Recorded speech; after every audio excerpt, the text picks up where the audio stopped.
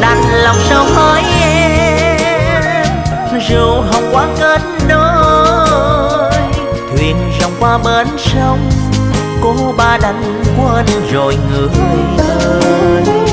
Thòng ngồi trên bến sông, một người tan giấc mơ, hỏi rằng con nước trong lỡ mai này, lỡ mai này, người về nơi bến sông xưa.